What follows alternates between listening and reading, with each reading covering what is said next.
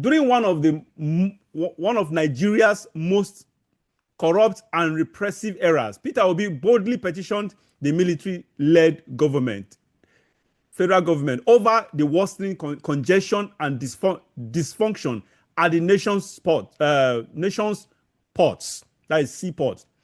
A daring move that only few would attempt under a military regime. His petition didn't just highlight the problem. It offered solutions. In response, the government appointed him chairman of the Nigerian Ports Committee, essentially saying, since you believe it can be fixed, come and fix it. Quote, Obi delivered. Under his leadership, the massive backlog of containers that had crippled port operations for 4 years, was swiftly cleared. He restored flow, efficiency, and business confidence to one of Nigeria's most vital economic lifelines. Despite serving under a notoriously corrupt regime, there was no single case of corruption tied to Obi or his committee. He worked without pay, turned down all offers of gratification, and left behind a record of absolute integrity. After accomplishing the task, Obi resigned, refusing to be drawn into the military's political system. His time was brief, but his impact was lasting. He proved that true leadership doesn't need a title or tenure, just courage, clarity, and character. Honestly, I didn't know until I saw this news. Someone that, okay, I had it sometimes earlier in the week. Someone was criticizing Peter Obi that when he was a port this, port that, he did corruption, he did this, he did that, whatever. So, and I came across this. Look, this man, Peter Obi, anyway, he has been impeccable from the foundation. This is just his personality. This is just who he is. This is his character. It's incorruptible. For you to be a chairman, Tinkan Island or the sea ports, the entire port, all the ports we have. When it comes to ports are, especially Nigerian ports, they are very, very corrupt. The corruption, that system reeks of corruption. Yet, for Peter Obi to rule, to actually head that authority, yet came out impeccably. That is commendable, but not surprising. Barrister Peter Obi has even started with good record before he became governor. But my problem is, will this take him anywhere politically? Not really. It's not as if even those people in Tinubu's camp that are criticizing Obi, they know. But in politics, you must say something against your opponent. Otherwise, why are you not following the person? If you believe the person is so impeccable, why are you not following him? So in politics, you must throw mud at somebody. These people know, and they know as clear as there's daylight that this man is an impeccable person. And they know the person they are following, that in terms of integrity, impeccability, he does not measure. I'm talking of Tinubu. He does not measure up to Peter Obi. But of course, they have to speak in favor and on behalf of their bosses. But the Nigerian politics is so convoluted that this impeccability, why in a measure it helps him for his integrity, is also a minus in politics. Because in Nigerian politics, people who are following you, they are following you to chop. Yeah. They are following you to make money. They are following you to become billionaires. And when you are like Peter Obi, somebody will say, if I follow you too, I will not chop, I will not get anything. So it is a minus in one way. Why it shows his integrity is also a minus as far as Nigerian politics is concerned. Because people will be talking that this man If it's there, we cannot get anything. No, we cannot get. This is the way we talk politics in Nigeria. Because if they give you appointment today in government, your friends and family throw a big party for you, splash a lot of money because they know you are going to make a lot of money, and they too they will benefit. That is the flow. So in one way, it helps him uplift his integrity, but in another way, it also disadvantages him with a section of Nigerian people and Nigerian politicians. And this is even for the average person, what you call the ordinary person, because the corruption and the morality test, immorality has reached to the street level. If you as a person go to campaign somewhere, you didn't go with money, rappers, sword, and all these things to dash the people, nobody will come there. So even the average Nigerian is corrupt in his mind. It's only that he does not have the opportunity. But you see, sorry to cut you short. That is where 2023, what you just said was completely a different scenario in 2023. And that is why, unfortunately, Peter Obi did not key into that. In 2023, Barrister, remember, we've extensively talked about this. In 2023 election, remember that all this scenario you just pointed out didn't play out. Nigeria was different. It was an unprecedented scenario where people actually attended Peter Obi's rally without any inducement, any financial inducement. In fact, people spent their money. People spend their money to attend his rally, spend their money to even advertise, print stuff to support Peter Obi. People contributed to the campaign. There was reason for that.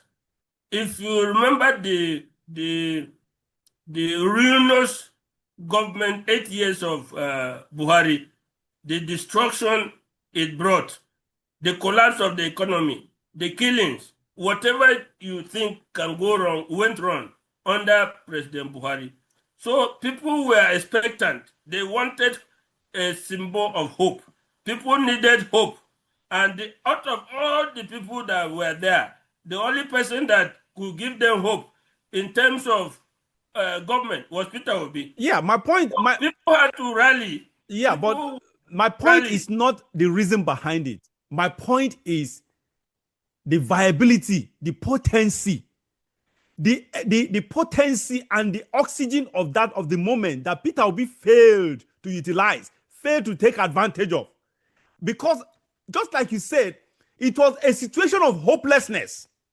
And now comes a ray of hope, a light at the end of the tunnel. And this light at the end of the tunnel was represented in the person of Peter Obi. So people saw that light in the time of hopelessness, in the situation of hopelessness that engulfed the entire nation. This tiny light just popped up. God actually just dropped this ray of this tiny light in the darkness that everybody just saw that light. The whole attention went to that light. But what happened? And because that was why it was an organic system. It was an organic situation where everybody, especially the youths, were overwhelmingly on the side of Peter Obi because they saw him as the Messiah, in quotes, as the Messiah then. But what happened? He blew that opportunity and that privilege. He didn't see. That is one thing. That is why I am really, really angry at Peter Obi. Now, he has all these qualities. We have said it earlier. Peter Obi is endowed with managerial or administrative qualities. There's no doubt about that. Give Peter Obi the entire system. He will run it and run it perfectly well. But he lacks what it takes, the political will and radicalism to actually take power. Because I keep telling people this, power is not given. You have to take it. Peter Obi does not know how to take power. He only knows how to manage power, but does not know how to take it. What we are looking for right now is a Peter Obi that has what it takes to take power. Peter Obi lacks that element of what it takes to take power. That was his problem in 2023, and that remains his problem because he will never, unfortunately, unfortunately, I don't like to say it, but honestly, for pragmatic purpose or reason, honestly, Peter Obi will never, ever. The closest he got to the presidency was in 2023. He will never get that close anymore because he blew that opportunity. God ordained him, anointed him to do this for us, but he just blew it up, sort of. So, and that is just reality, unfortunately. Barrister. Like you said, and I always say that once you chose to act within this political system, that for me is useless, it's not helping us.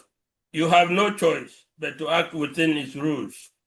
Yeah. The only other option is to stand out and fight, rally the Nigerian people behind you for a revolution. Once he chose to participate in the election, he had no choice but to abide by the rules of the game. Yeah.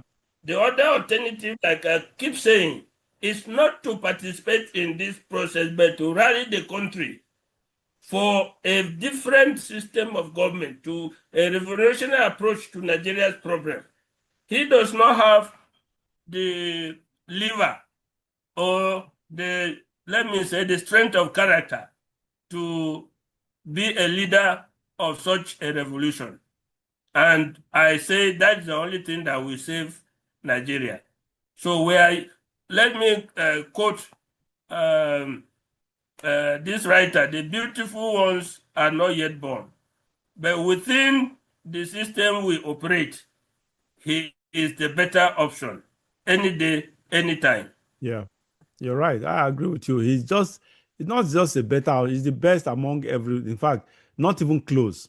Not even close. I wish he can get there, but I don't believe in this democracy. And let me just make the point to drive home my issue. The system. He ruled as governor of Anambra for 8 years, for 2 terms. After him, what happened? And Anambra is back to square one. That's the problem. That shows you that the system is the problem. As you cannot build on that system because another corrupt, unimaginative person comes and ruins whatever you set as a foundation. So the problem remains the system. If we continue in this system, believe me, we are not going to achieve the potential of the country. Unless through a revolutionary means can we change the whole direction, the whole thinking and bent of not just the country but the people. What else can change the thinking and approach of the ordinary people? Yeah, it's only a revolution. Only a revolution. That's just it. This is a classic example. Obi set good standards in Anambra. What happened to the next governor? He squandered everything. He blew everything up. He blew everything. And Anambra that should have been today on the pedestal high up is nowhere to be seen. Honestly. So that is what we are talking about, that this system will only bring Nigeria to its knees. It is not going to help us achieve our potential as a nation and as a people. And that is why, honestly, my own way is just 2 options. You just mentioned revolution. Revolution either through the military or through the citizens. Honestly, these are the only way Nigeria can move forward. This democracy will not do us any good. There is nothing anybody can tell me about it. It is getting even worse, and it will get worse. That's just the reality. We better do the needful right now, and that's just it.